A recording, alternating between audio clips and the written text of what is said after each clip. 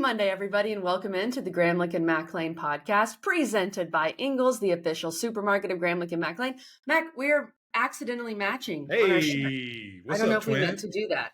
You're a UNC fan, and I'm Georgia Tech. Who's Navy? Georgia Tech. Sometimes. Georgia Tech. Georgia Tech. Yeah. Or Go maybe Jackets, Syracuse baby. wears that ish. Go Cuse. Go whoever. Sometimes.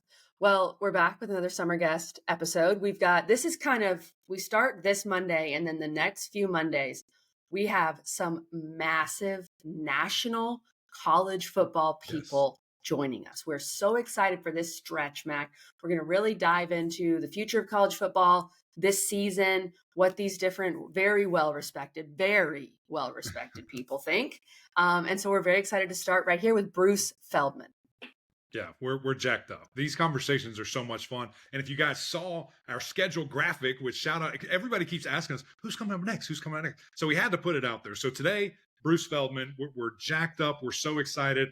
And then we'll have Andy Staples coming up, which is always so much fun over at On3, the things that he's doing. Mm-hmm. And then we're finishing it with Pate State, baby. Josh Pate, as he's just going around the country, going to different gas stations. And I think he actually decided Buc-ee's is not it. So I'm glad that happened post show with us, because we would not have had him on with those type of vibes. That's a hot take, Mac.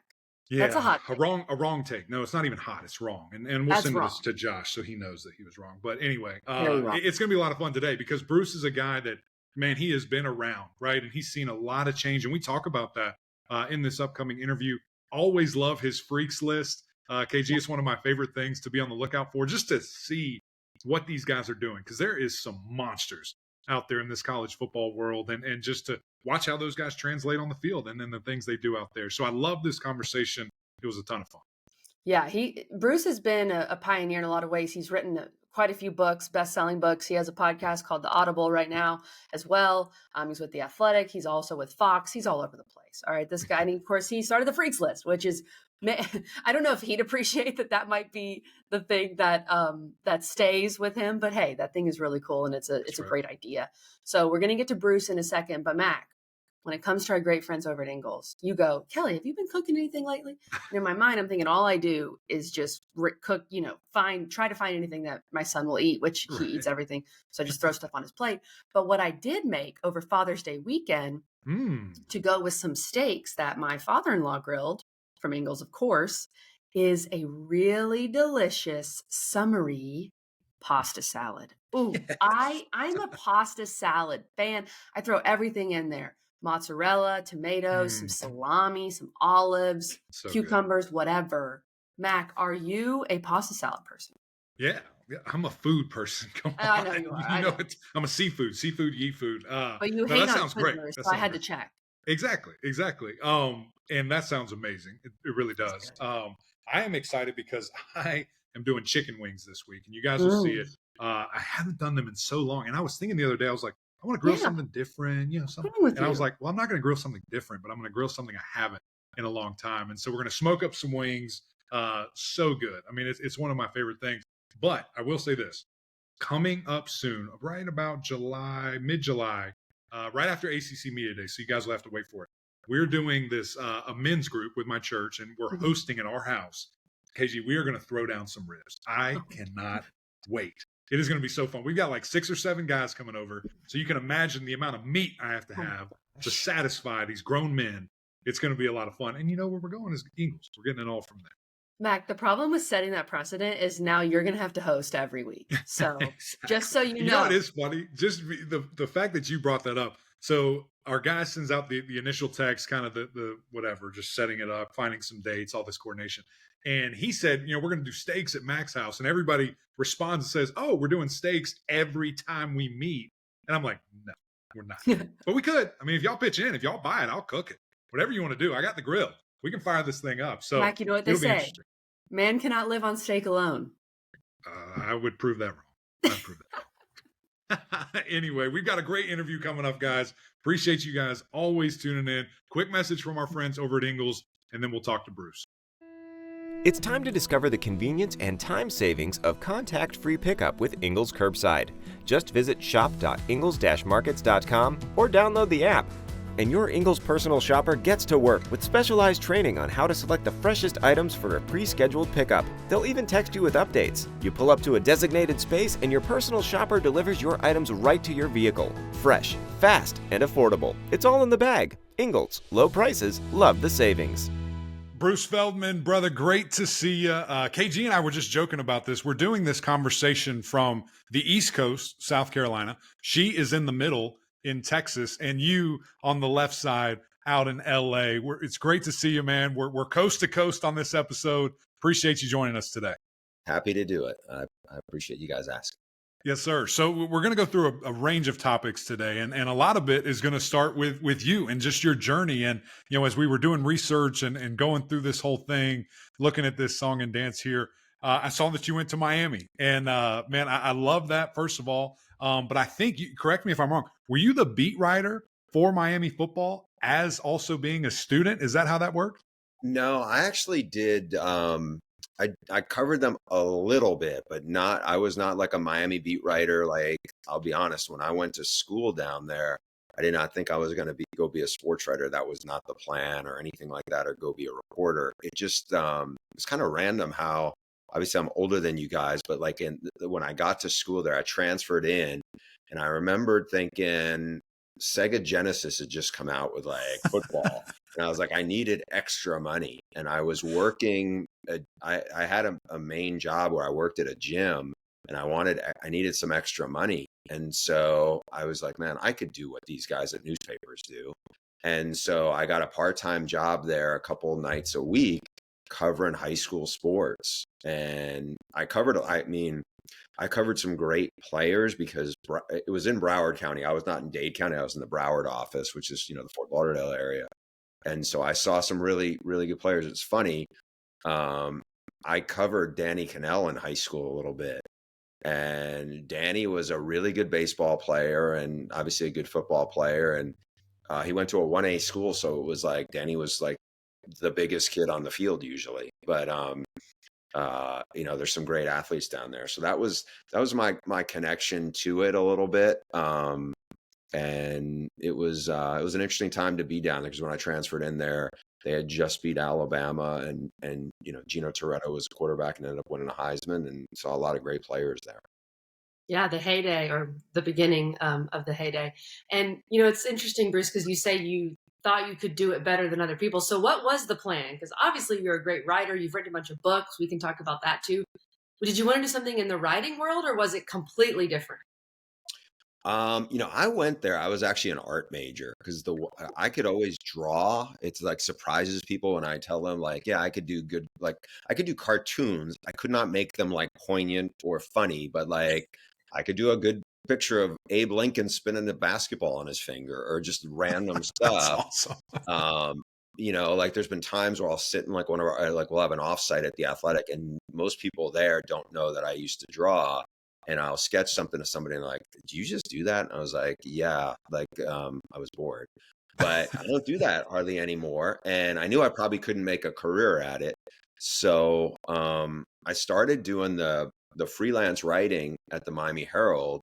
And then I was like, oh, maybe I could do this.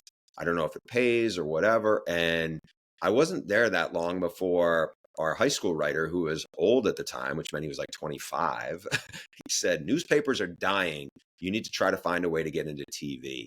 Wow. And then at that point, I was graduating college. So I had no avenue to get TV experience because my window was already gone. But I got a part-time job for like $5 an hour at a TV station in West Palm Beach, just kind of learning how to cut tape and doing some behind the scenes stuff.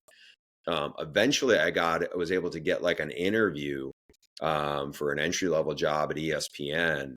And eventually I got hired there. It took a while, but like I did some tests there and it went really well. And it was a great time. I got there in the summer of 1994 and really was the first hire of what became ESPN.com.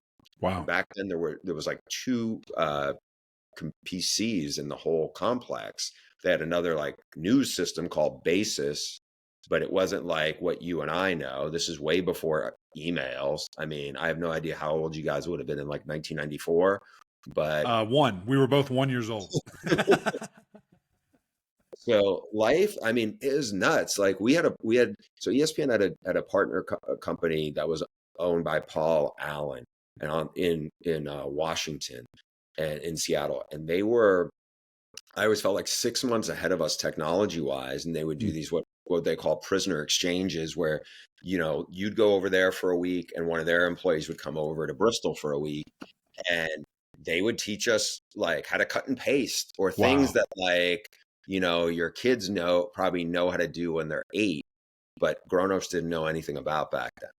Wow.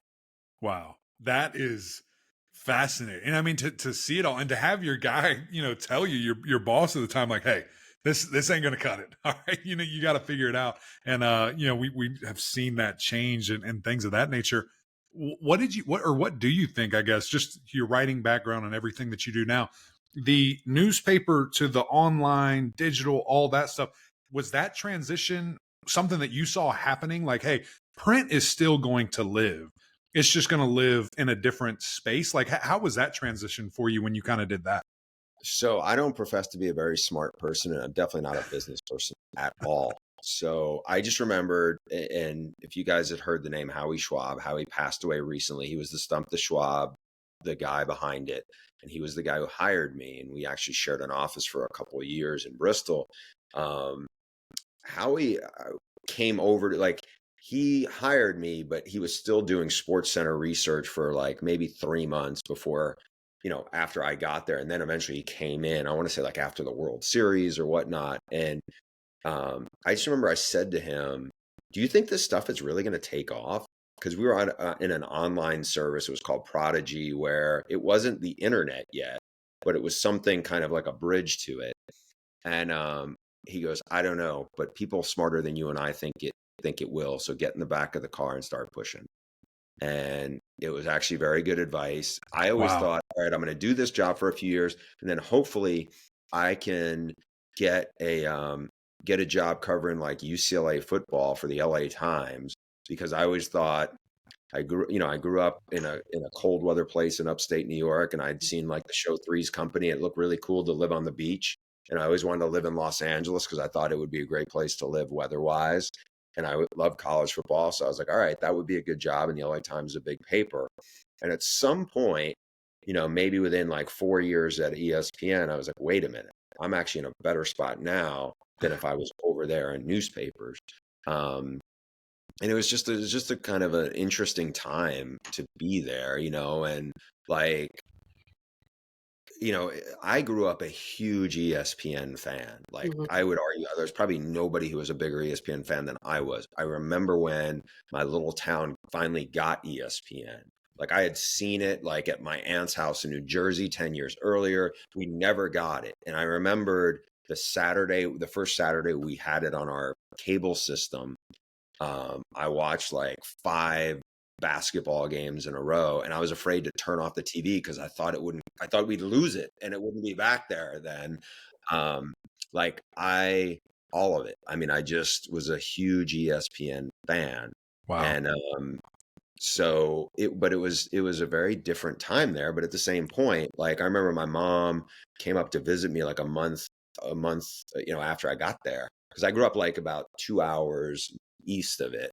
And I remember she was like, I think she met Dan Patrick, and she was like, oh my God, that's the guy. And I was like, yeah, they're just like around here. Like, and back then this is pre like 9/11. So security was way different then. I'm sure, Eric, I'm sure you've been up to Bristol, and it's like, it's a lot more corporate than it was back in those days, and it just like early on, I think my first or second weekend, like before I got hired at ESPN, I was playing in a semi-pro football league, and I was golfing a lot and waiting to get, to start. And what a life. Yeah. Most of my teammates were either corrections officers or bouncers for the Hudson Valley Vikings. Yeah. And, we ran a run and shoot. And anyway, but I get up there, and I played a lot of golf that summer. And I just remembered they had the ESPN tournament, and it was like probably 20 minutes away from where Bristol is. And I remember I used to golf with Carl Ravitch, who was a pretty big deal, and I'd golf with Tarico, who was a big deal. People were just, if you're a sports nut, it just was like, wow, these people are around. Like I remember Howie That's said, amazing. Wow. Digger Phelps was up there and he leaned on Howie a ton, and Howie's like, can you help Digger out with this? And I was like, wow, Digger Phelps, like it was that way. Yeah. Mac and I have I at least have the same reaction whenever I have to go up to Bristol, just running into like Chris Berman in the elevator, or that's happened my first year, which is, just a surreal situation. It sounds like you've lived a bunch of lives, Bruce. You've got the cartoons, you've got the I'm singing. old. I don't know if we may have a slow connection, but I'm old. Like I have one great Chris Berman story. I used to cover the Hall of Fame game for ESPN.com. And I traveled with him, like literally, like I want to say you had to go maybe through Pittsburgh to get to Canton, Akron, or whatever it was. It was like a 2 short flight deal. And we had to go, like I was basically traveling with him. And we had to do the walk between one airport to the other. And to see him, I mean, he's not a small guy, so he's hard to hide at 6'5", whatever he is. He's a big, loud personality, and everybody feels like they know him. And he was awesome to every random stranger in that airport, and like took us forever to get to where we needed to get to, because it was like he was running for office, and good on him. Like that was my one real, Berman experience, of any substance, was seeing how he treated a bunch of fans, and it was pretty cool. Yeah. Bruce, you talk about, you grew up in upstate New York, so I'm interested how kind of you gravitated towards college football, but just in general, when you start at ESPN and you see where they are now, and you see just where the sports landscape is now. When I go up to Bristol, I feel like, NFL's king, totally get it. But I also feel like that area is much more NBA, NHL, probably some MLB.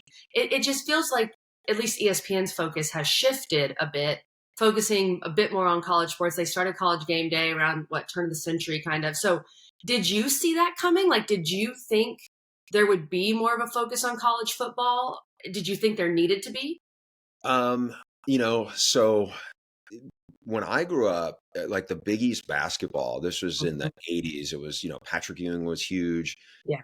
Louis Carnesecca, St. John's, Chris Mullen, that was like, to me, ESPN was college basketball for a long time, because we had so much of the programming, and obviously Dickie V is such a huge presence and synonymous with the sport. Whether we had NBA or not, that would come and go. NFL, I felt like it was a long time before you really there was NFL talk, but it wasn't like, it wasn't like, eventually we got Sunday Night Football, but it wasn't like Brent Musburger, You Are Looking Live, or Monday Night Football, right? I'm slipping on when ABC and ESPN became under the same umbrella. It was probably after College Game Day had really got established. Like I know it was under Cap Cities. Again, I don't know a ton about business, but I remembered those, when that group got more integrated into ESPN. But I still, for me, like kind of I don't want to say the heyday, because that's not fair, because I feel like we're all, it's still very much heyday now. But like I remembered the Ron Franklin with this like big college football voice, and Mike Godfrey were the crew on Saturday Night Football, and I remember the days of like Adrian Karsten as the sideline reporter, and that group, and it was an interesting time there, because we had Thursday Night Football. I remember Virginia Tech and Frank Beamer's teams playing on Thursday nights, and in some ways, it was a part of college football, but for a long time I felt like ESPN was kind of like the underdog, a little bit of the upstart, because where is it? It's in the middle of nowhere, kind of place.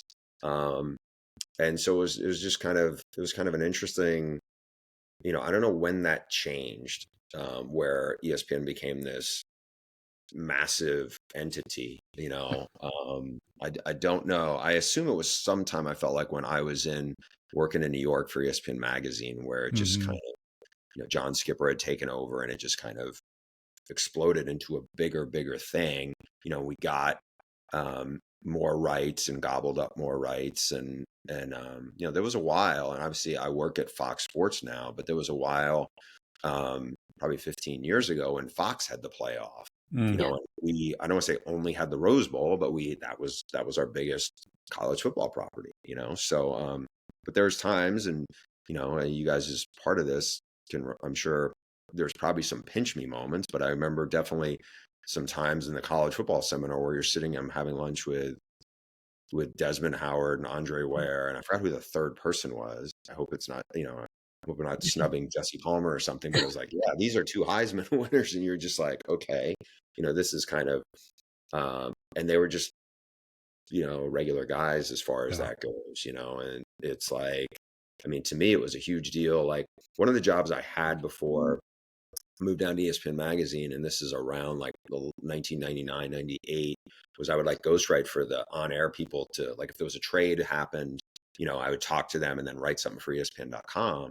And I Wow. remember Joe Theismann was really interesting for me because I was not a Washington Redskins fan. Like I grew up a Steelers fan, but my brother was a Giants fan, and I just wasn't a Joe Theismann fan at all. And but part of our deal was, I think ESPN.com was paying some of Joe was a Sunday Night Football guy. And so they were like, talk to Theismann, work on some kind of column each week. I said, okay. And Joe Theismann was awesome to me. Like, That's we had cool. a really, really good relationship. Joe had a business on the side. I forgot what it was like. It might've been in like the meat, business or something, or something also. And, but Joe was great to me, and like most of the people were that way. I mean, when I say like, especially the former coaches / former players, I mean, they were all really awesome to deal with from my experience as like a nobody who was, 27, 30, 34 years old. I was just like, it was a kind of a dream job. Yeah. Yeah. I mean, that's what it is, and I can only imagine walking in those circles and seeing that stuff. KG, you alluded to it, but every time I step on campus, I just look around and think of the giants that, walked there before, and you kind of have to pinch yourself. You're like, is this real? Is this where, I kind of am right now? And what it's turned into today, I mean, it's like a college campus. It is truly amazing. You mentioned, working at Fox now, The Athletic, and writing for those guys. And one thing that I always love, Bruce, that you put out is your freaks list, your top 25 freaks list. And I mean, it's something where, every time I read, I'm just like, this is incredible. I mean, this guy, the things he can do, things of that nature. How did that start? Where did that come about? And, is there a method to the madness? Are you just spending hours on the phone trying to figure out who are the freakiest dudes in college football? So it started out like probably 20 years ago. ESPN asked me and at the time, our main baseball writer, Buster Olney, to do year-round blogs. And obviously baseball has a way longer season than we do in college football. And also there's a hot stove league, and there's like, this is, as you know, there was no transfer portal back then. It was just way different. You had spring football, and that was about it. So I was always looking for things to write. And I've talked to Bill Curry, he was a longtime coach, just a great guy. And he'd worked with us at ESPN, and we were friends. And I asked Bill about this not that long ago, maybe a year ago. And he was like, man, I don't even know if I remember what you're telling me. But I remember Bill had done a MAC game, and he told me about this linebacker at Miami, Ohio. And just like, freak was still used back then. Obviously that was Randy Moss's nickname or Javon Curse's name. Right. But so I remember talking to Dan Dalrymple, who was the strength coach at Miami. Now he's with the Broncos strength coach and had been in the NFL for a long time. But he had these great stories about, this 230-pound linebacker was benching 520. But Eric, I know you spent a lot of time in the weight room, but it was like, yeah, he would drop down and he would do like 18 reps at 305. And this, it was like just insane amount of Crazy. muscle strength, but also stamina and resilience. And he was also explosive and fast. And so Turner was a great story. And then I was like, let me find other guys. I'd always thought of like, Dan Kendra was the Florida State quarterback. And there was a legendary story of him like basically bursting like the veins in his eyeball sockets from leg pressing 1,400 pounds or some ridiculous number.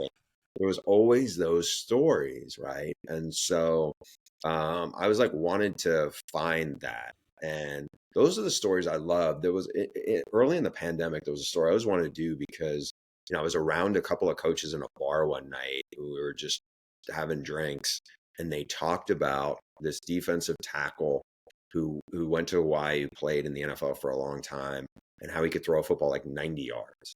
And they all would say, like, Trent Dilfer was out with us too, and he was like, oh yeah.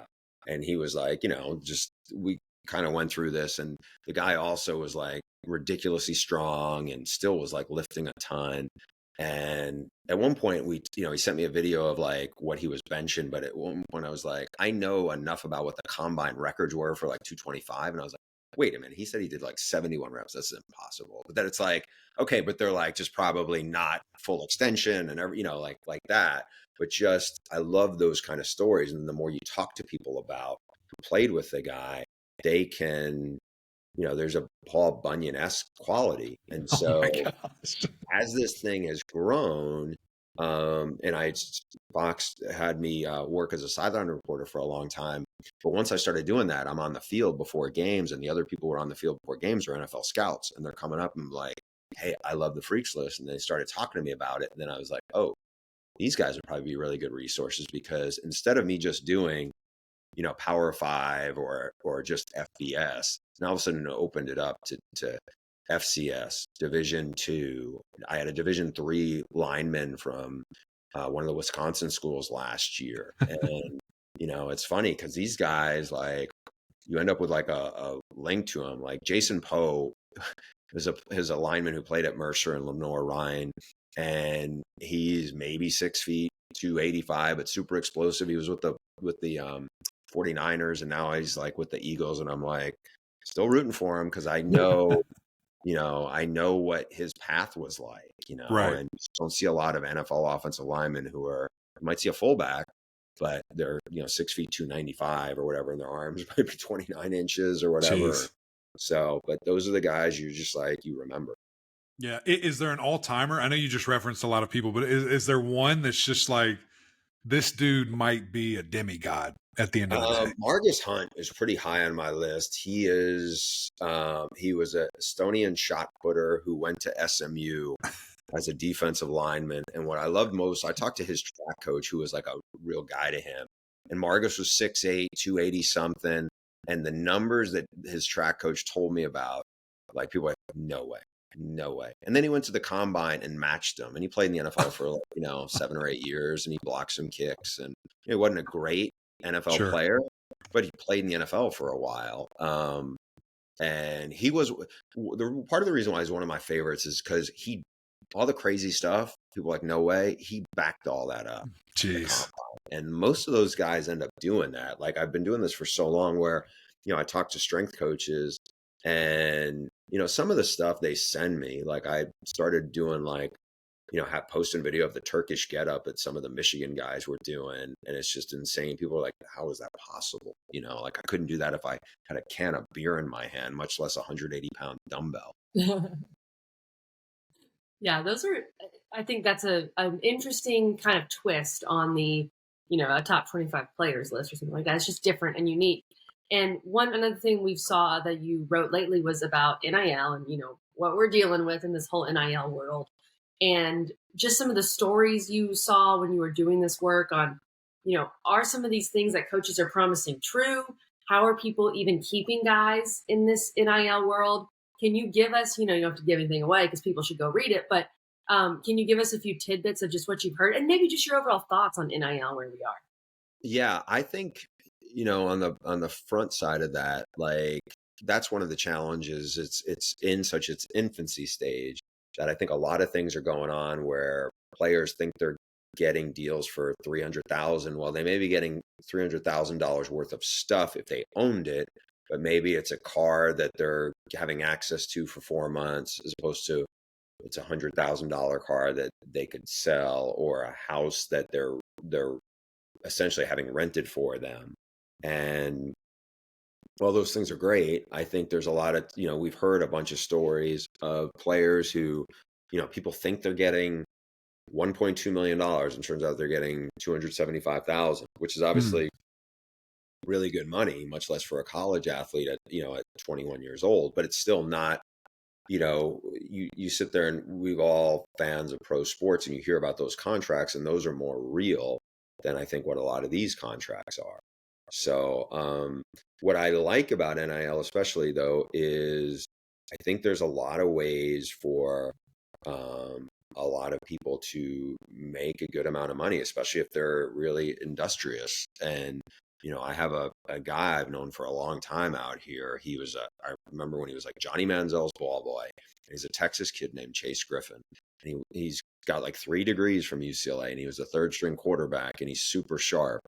And when NIL first was going through, I remember I had dinner with Chase, and then I had to give him a ride back to the dorms, and we were just talking about what it was going to do on UCLA's campus. Like UCLA, like a lot of schools, but like, we are, college football people, but, there's great gymnasts, there's great, like there's so many great other athletes on the campus that we're going to make a lot of money and do a lot of good things with the money that I think gets lost in the shuffle of, only football and to some degree basketball, drive revenue. Now we're seeing that, and it's cool. And one thing I think ESPN has done a good job especially in the last like 8 years or so, is, volleyball, hockey, softball, these other sports, lacrosse,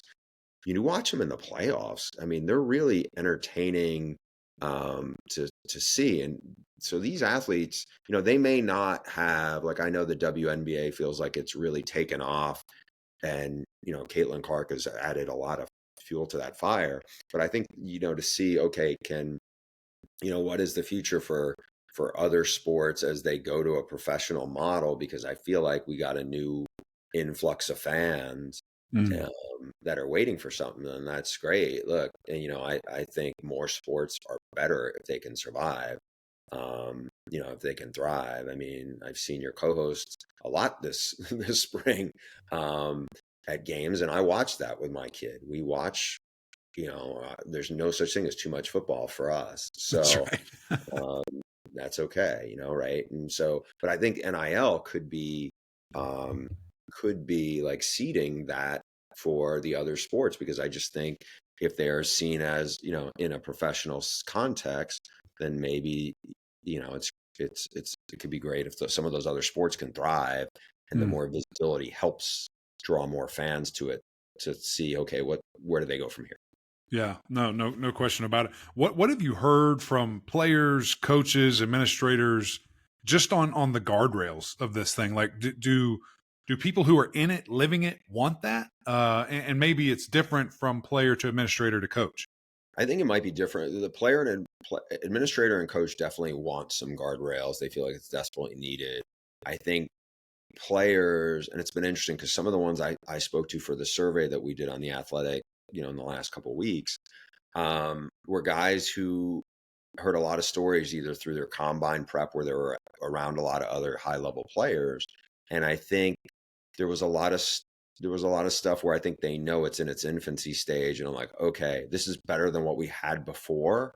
So I think, when you're, and again, it's been a long time since I was 22 years old, but like when you're at that time of your life, I think, they were in an interesting window, because when they came into college, this didn't exist.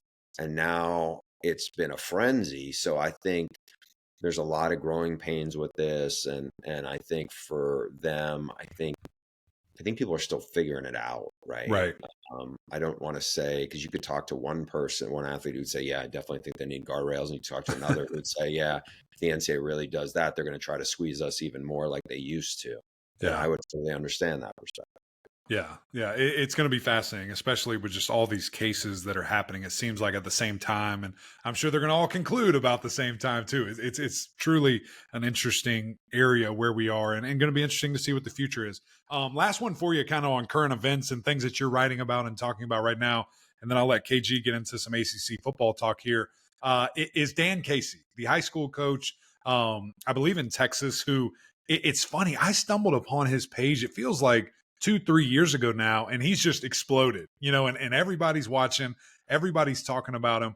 So could you just kind of give us a brief synopsis? I know you wrote a great piece on him, but basically who he is, how he got started, and why you found it so interesting that you wanted to cover it.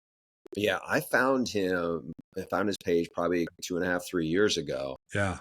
I don't know exactly when, but so I coach my son in football, and that started a couple of years ago. I love doing it, and he's really into it. And one of the things I started looking for, so one of the stories that probably has gotten the most traction of anything I had written for The Athletic was a story I did about coaching him. And I did not set out to be the head coach. But once I started doing it, we started messing around with offensive ideas and ended up basically taking the Wake Forest slow mesh and putting it in for a bunch of 8-year-olds. And we basically had 3 players who were like kind of the kind of made everything go. And we'd sit and I'd showed him this, and I've known Dave Clawson for a while, and we're pretty friendly.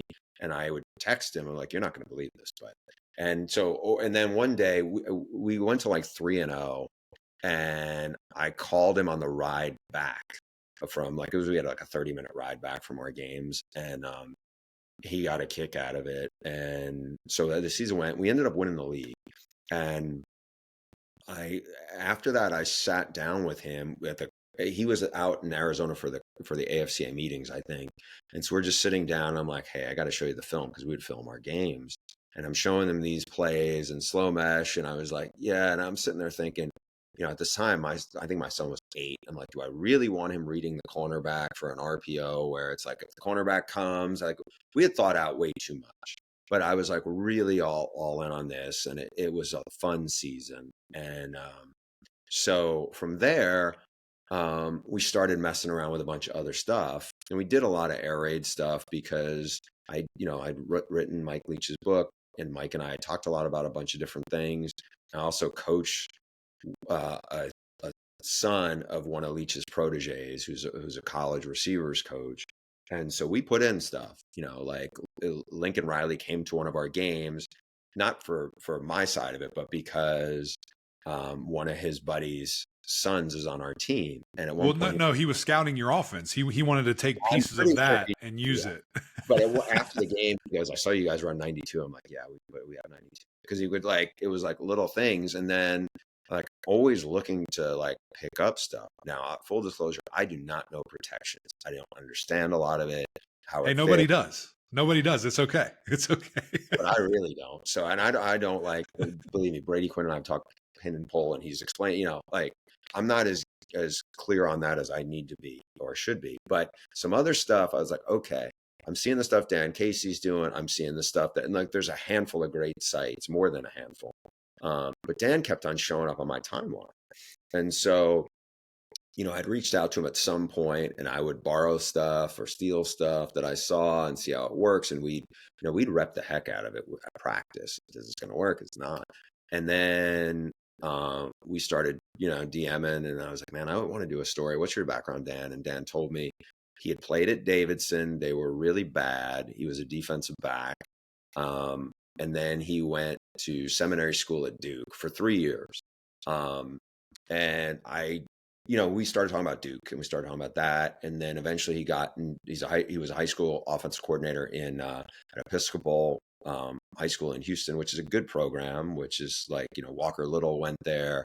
Jalen Waddle went there. I mean, they went there before Dan was coaching, I believe. But so we kept talking, and the thing I kept coming back to was not knowing how big of a deal Dan was to quote unquote real coaches.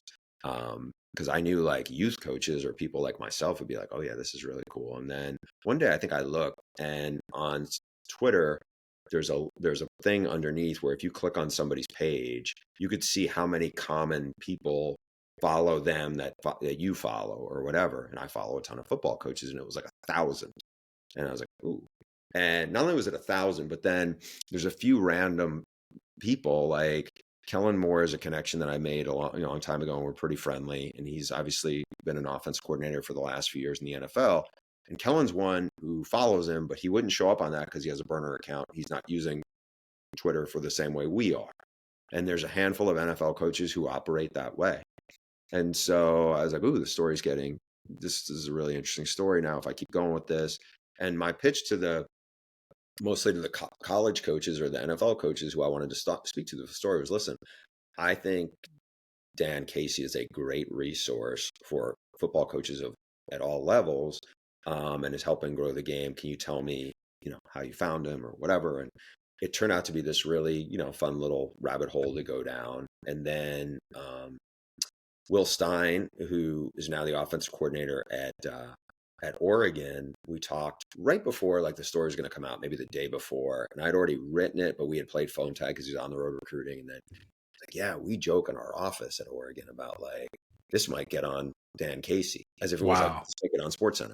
And I was like, ooh, this is a really other good level. Because while doing the story with Dan, what really crystallized for me, and it's something he agreed with as well, was like, the things you love about coaching most is there's a problem solving aspect of it. Mm-hmm. At least with football. Like I have no idea, like my kid plays soccer. I don't know anything about soccer at all. So I've never coached it. Like basketball, I played a year in high school, but I don't think the way the game is, at least that there's no like play. I mean, I'm not saying there's no plays in basketball at, youth level, but it's not like it is in football where there's like, you're trying to gotcha somebody.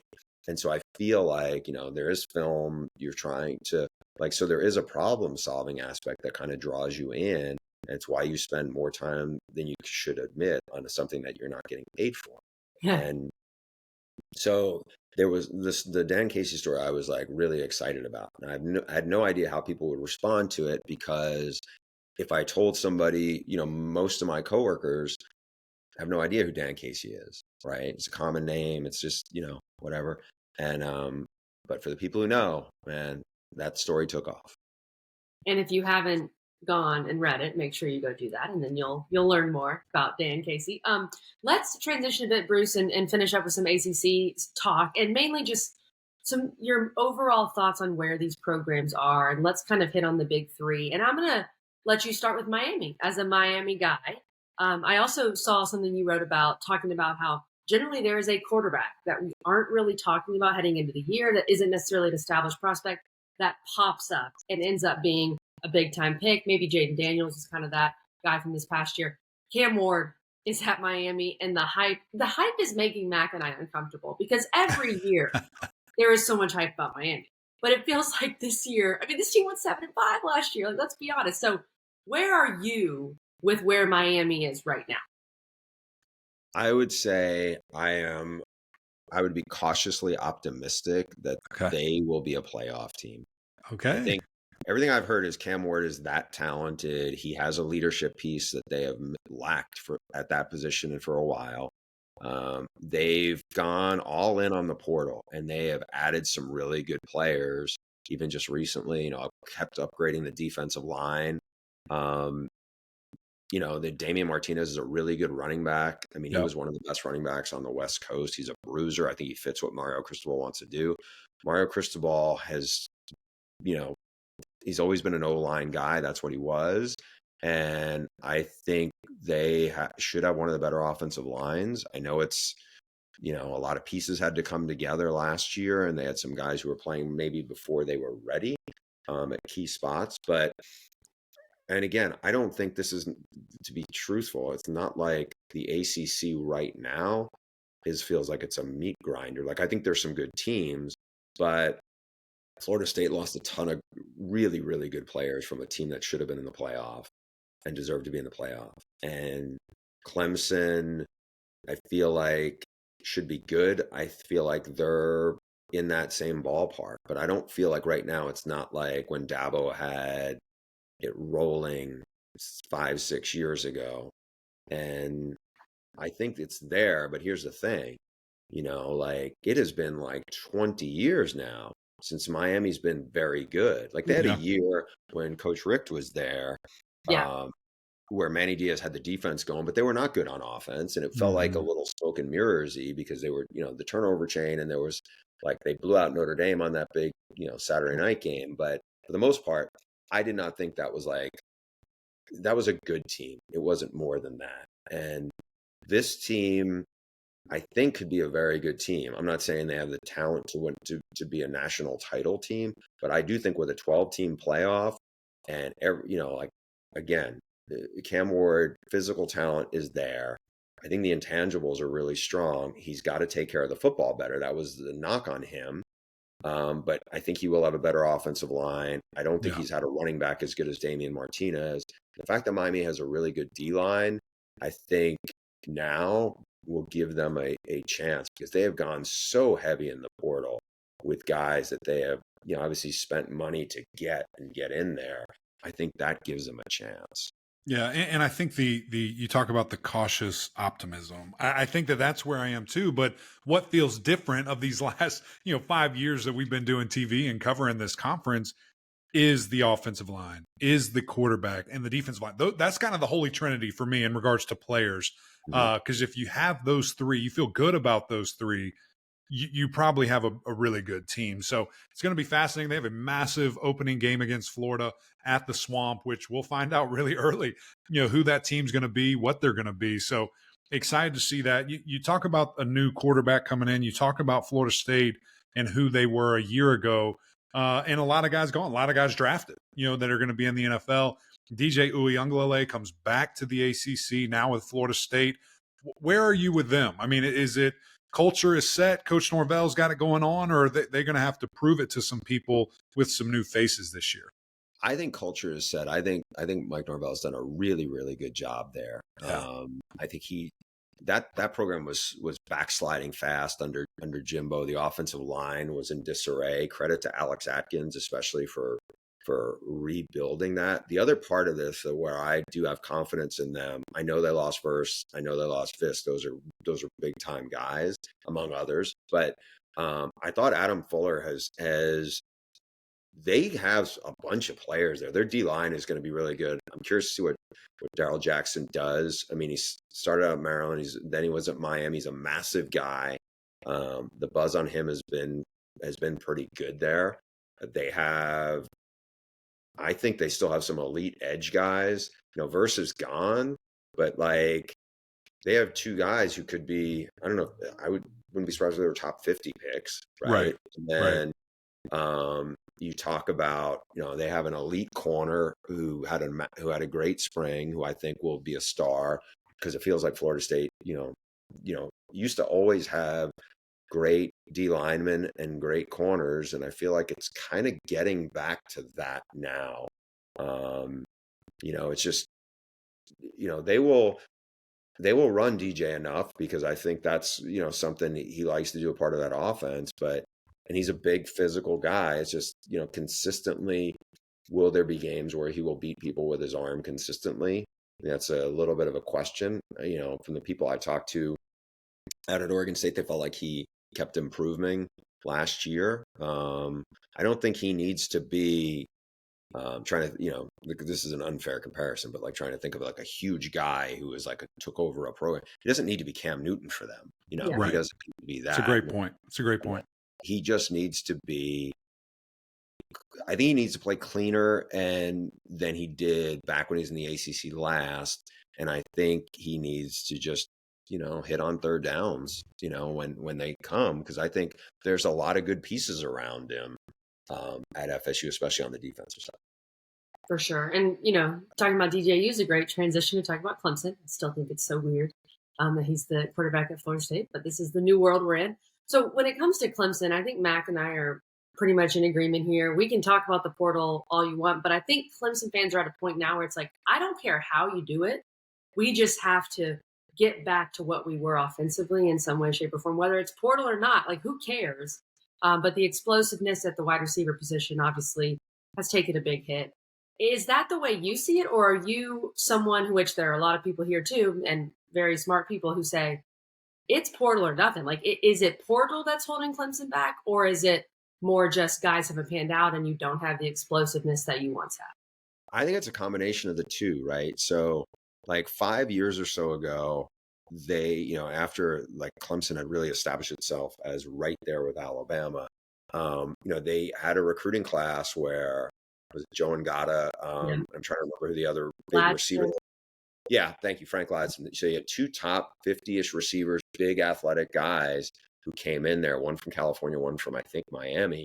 Yeah. And they, for one reason or another, just did not turn out to be as great as some of the other, receivers who've come through there in the not too distant past. And a lot of times what happened in other places is plus on top of that, you had, God, I'm blanking on the great young receiver you guys had I know he's from like Phoenix City, Alabama, and I'm blanking. He got hurt. Justin Ross. Yeah, thank you. Yeah. All right. So you have somebody like that get hurt and kind of their career gets derailed. And for whatever reason, you can have injuries, you can have guys don't live up to it. And then people go to the portal, whatever position it is, but especially a position where you had a great run, to restock it or give it a boost. And I think that's the part that I think probably puzzles people on the outside looking in, right? So it's hard to, Dabo's to subplot this for a second. Dabo's like an interesting one because he's a really polarizing figure. Mm-hmm. Every year we do our like top 25 coaching rankings. And I was like, look, it's really hard to win national titles. And he's won more than one.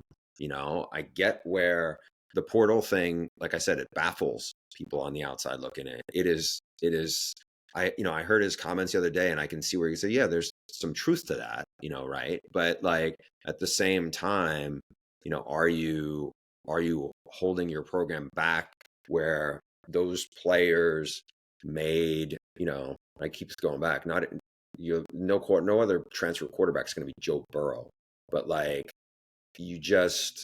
there are times where you roll the dice or hit the reset button and it just, can invigorate a program.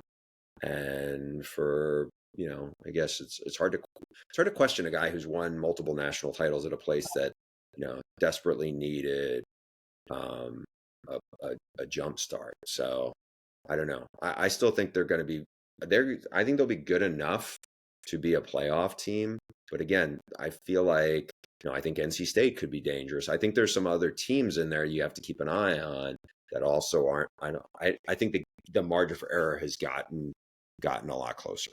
Right. And it's interesting too, to me, Bruce, is that, people maybe from the outside or that don't cover it as close just want to sit here and say Clemson isn't as good. Clemson has done this, when in fact the ACC has gotten a lot better too. Like there's other players that are now rising up. You look at Miami, you look at Virginia Tech, NC State, and FSU, the things that they've done. Louisville a year ago. Now, can they be consistent? Will be interesting to see. He's a good coach, though, I think, there. And they've been in the portal. Like, I think they're a dangerous team because I think he's one of the best coaches in college football. Yeah. Yeah. And I love it, man. This conversation was great, Bruce. Hey, we appreciate you, man. Thank you for your time, the storytelling, and continue to just follow you from afar, brother. But thank you for your time today. This was really fun. My pleasure. I enjoyed it, guys. Thanks for having me.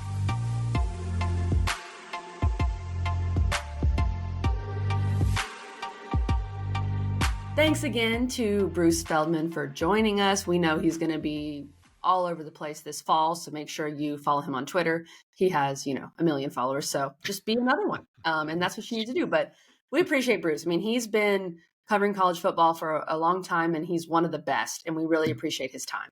No, it was great talking with him. Just all the insight, and again, everything that he's seen. I love the Dan Casey stuff. Shout out to Coach Casey and the innovative stuff that he's looking at, pulling out, showing people, because it's fun. I mean, it's super informative. If you guys don't follow him, go out to Instagram, Twitter, wherever. Follow Dan Casey. He breaks some really cool stuff down there. Just help you, understand the game better, where it's going, and just how versatile all these things are. And who knows, if you're a coach, maybe you'll end up there on Dan Casey's top 10.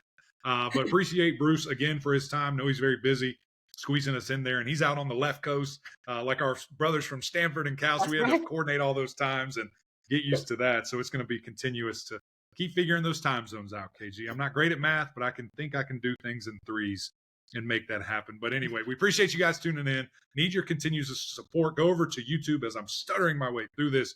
Please subscribe, leave some comments. Tell us about whatever you liked in this episode and plenty others. We've got some fun stuff coming down the pipe, as we mentioned. So keep going on this journey with us. We would greatly appreciate that. But until next time, we'll see you.